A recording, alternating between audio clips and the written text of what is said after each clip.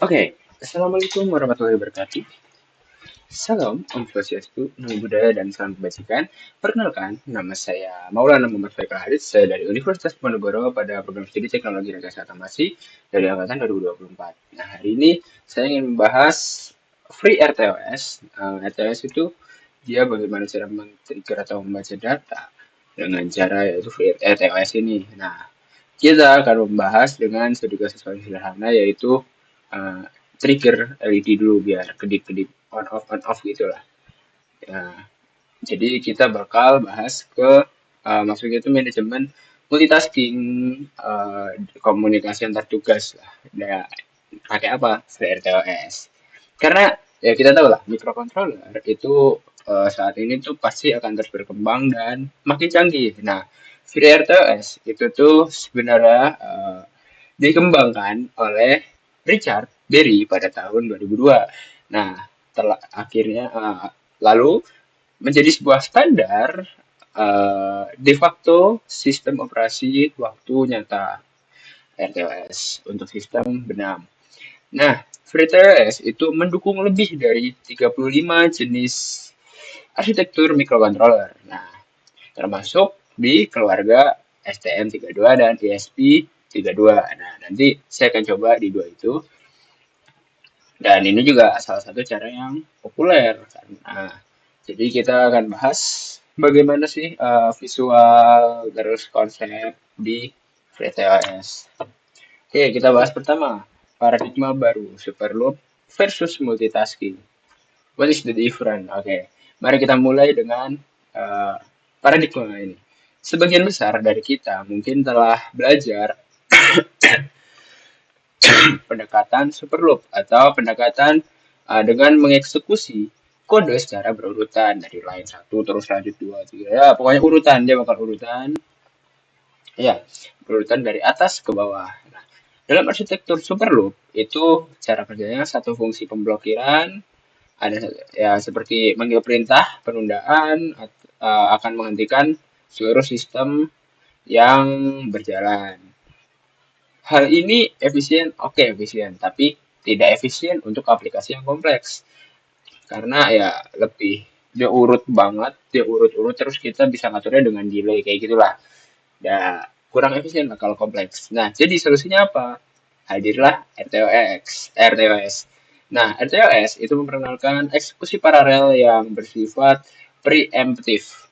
Nah, dengan free RTOS sistem itu nanti bakal lebih responsif karena kita dapat menjalankan logika independen secara bersamaan di berbagai pipeline yang berbeda seperti tugas untuk LED atau misalnya untuk pembacaan sensor atau WiFi bisa dia bisa beda-beda gitu dia bisa eksekusi paralel gitu. Nah, anatomi sistem free RTOS. Nah, untuk memahami bagian ini pertama kita tahu dulu lah RTOS itu dibagi menjadi tiga lapisan utama. Nah, di posisi bawah kita punya namanya hardware interface yang mendistribusikan beban kerja ke berbagai core unit pemrosesan. Ya, symmetric multiprocessing mendistribusikan beban kerja ke berbagai core ya kayak gitu. Yang kedua, di bagian tengah ada bagian kernel RTOS. Nah, bagian ini berfungsi sebagai penjembatan perangkat keras sama dengan aplikasi yang mekanismenya tuh ada penjadwalan yang cerdas lah.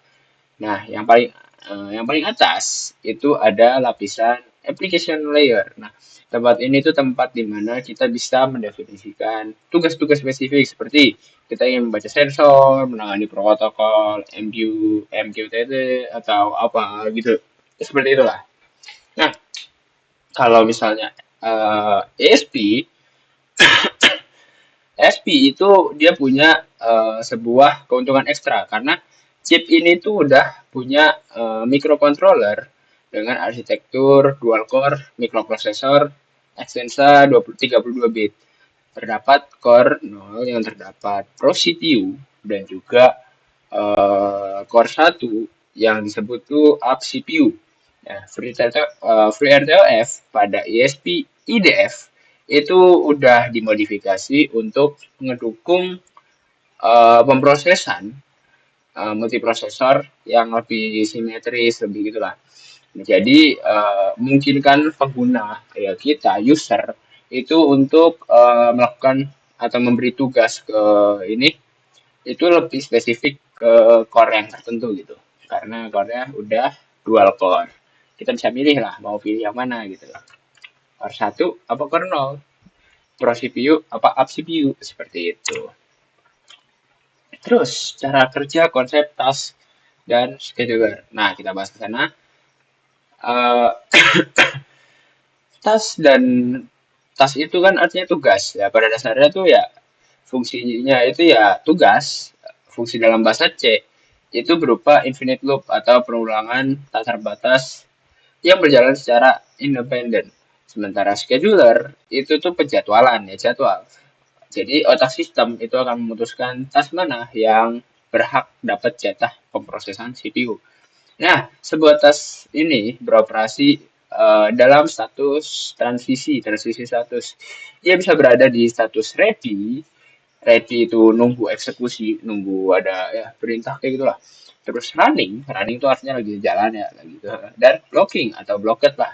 Ya, blocking itu untuk memblokir saat sedang menunggu sesuatu. Karena sistem ini bersifat preemptif ya seperti saya sudah bilang sebelumnya, sebuah interupsi dengan prioritas tinggi dapat mengambil alih kendali CPU kapan aja walaupun misalnya ada urutan apa-apa tapi kalau misalnya dia punya prioritas lebih tinggi dia bisa lebih berhak mendapat CPU tersebut. Intinya seperti itu.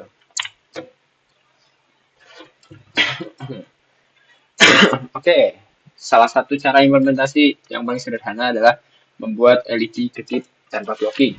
Nah, sebagai contoh nih, kita pengen membuat LED kedip tanpa menghalangi proses lain dalam kerangka ESP-IDF atau Arduino IDE untuk ESP32. Kita bisa pakai fungsi di tugas ini.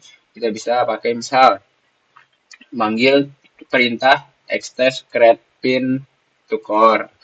Nah, fungsi ini membutuhkan beberapa parameter penting sebagai nama fungsi dari logika yang dieksekusi, ukuran alokasi RAM, tumpukan atau stack, parameter opsional, tingkat prioritas, dan juga handle untuk mengontrol tugas tersebut.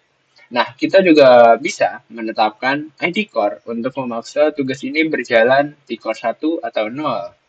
Ya, seperti itu ya. Nama,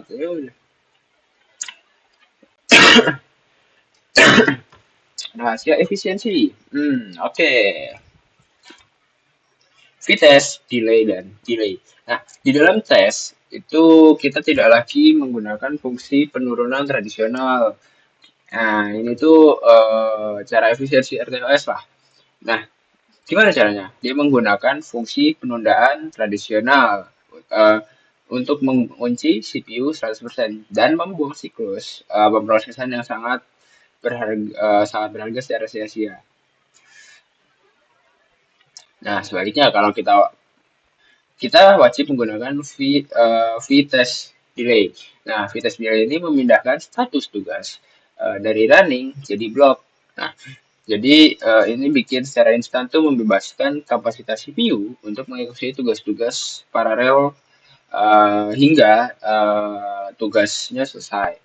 Nah, dengan nerapin ini kita bisa bikin LED itu uh, nyala bersamaan, merespon penekanan tombol ataupun atau sebagainya. Jadi dia bekerja secara independen gitulah. Oke, terus kita lanjut ke kompleksitas membaca multi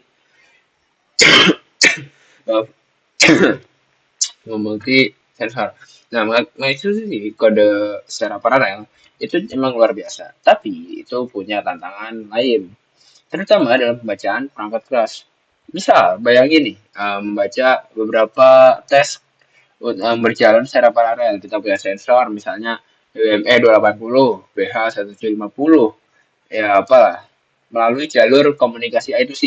Nah, jika berbagai task ini dia membaca sensor secara asinkronus bersamaan, nah ini bakal bikin adanya tabrakan data atau sebutnya rest condition di bus I2C. Nah, penggunaan I2C berbasis perangkat lunak di soft I2C sangat membebani CPU dan rentan terkunci secara permanen jika prosesnya diinterupsi oleh tugas yang prioritasnya lebih tinggi. Nah, lalu bagaimana cara agar tesnya ini tuh dapat berkomunikasi dan berbagi data tanpa menyebabkan adanya crash kayak tadi? Sebenarnya kita pakai antrian atau queue. Nah, queue pada RTLS itu struktur datanya tuh jadi lebih aman untuk urutan thread atau thread safe-nya, mengizinkan pertukaran data antar tugas-tugas itu tanpa resiko atau mengoreksi memori. Mekanisme ini juga beroperasi secara asinkronus di mana mengirimkan data secara apa mengirim data ataupun dapat ber, menerima data dapat beroperasi pada kecepatan yang berbeda tanpa saling memblokir. Antrian ini juga menggunakan prinsip FIFO atau first in first out. Data pertama dikirim itu data yang akan diproses. Nah, dengan konsep ini dia bakal membangun pola arsitektur producer consumer. Nah, producer itu tugasnya membaca sensor yang bertugas membaca di perangkat keras untuk mengekstrak nilai mentah. Data ini kemudian diletakkan di penyangga transit yaitu Q. Nah, di sisi lain consumer itu tugasnya seperti tugas penampil layar atau mengirimkan jaringan akan mengambil antrian data tersebut dari proses dari itu untuk diproses lebih lanjut. Nah, pola ini juga memisahkan kerasnya proses pembacaan perangkat keras dan beratnya proses pengolahan jaringan. Struktur queue dan matriks matriksnya. Nah, untuk memastikan efisiensi maksimal penggunaan queue, ada beberapa aturan yang bisa dilakukan, yaitu pertama jangan membuat queue terpisah untuk setiap variabel sensor tunggal ya. Terus sebaliknya tapi kita gunakan struktur data bahasa C atau C-struct untuk menghubungkan berbagai variabel seperti suhu, kelembapan, terus tekanan menjadi satu objek atau paket yang terpadu lah. Nah, manfaat utamanya adalah menjamin konsistensi sinkronisasi waktu perekaman metrik sekaligus menghemat overhead penggunaan memori kernel. Ya. Jika kita membandingkan penggunaan variabel global dengan Q, matriks diagnostis yang sangat jelas, variabel global memang kecil dalam penggunaan RAM, tapi punya resiko tinggi terhadap race collision. Nah, karena membutuhkan bahasanya akses yang lebih manual dan sebagainya lah. Nah, sebaliknya, kalau Q itu lebih aman, karena dia bakal bisa blokir eksekusi lebih rapi kalau misalnya antriannya penuh. Nah, terus eksekusinya lebih rapi, terus solusinya juga lebih ideal lah bahasanya untuk pipeline data yang kompleks. Oke, terus next kita ke best practice mengelola.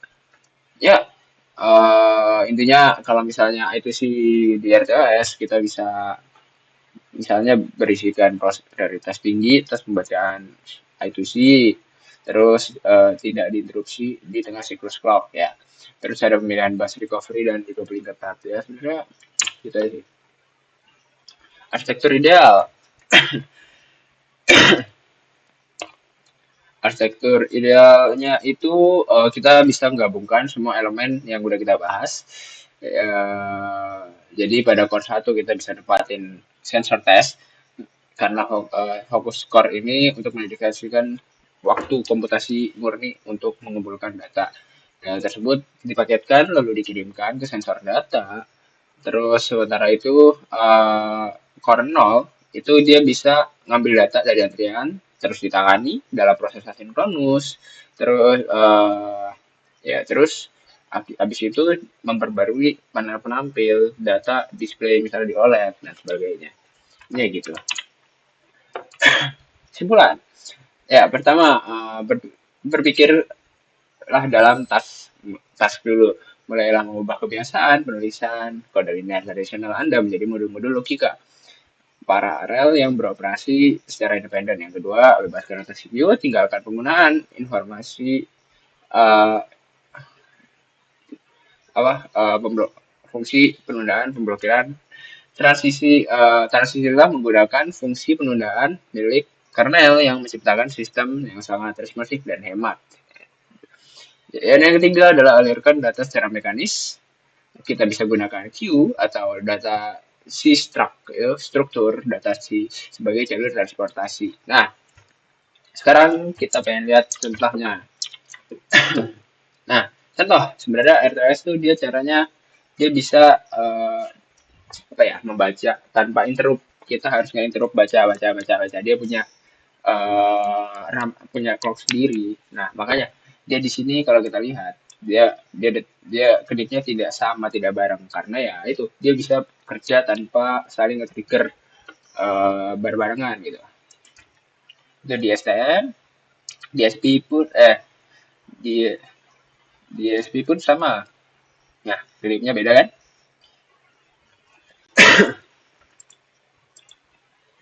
Sama ya. Nah, terakhir di percobaan ini kita bisa baca data temperatur misalnya. Di sini kita pakai sensor suhu, gitu kan. Kita bakar, nah dia bakal baca tiap berapa detik gitu kan. Tiap ini tak tak tak keluar, no tak tak tak. Ya gitulah, dia bakal mengulang alurnya. Ya, seperti itulah kurang lebih. Mungkin sekian dari saya. Kurang lebihnya mohon maaf. Wassalamualaikum warahmatullahi wabarakatuh.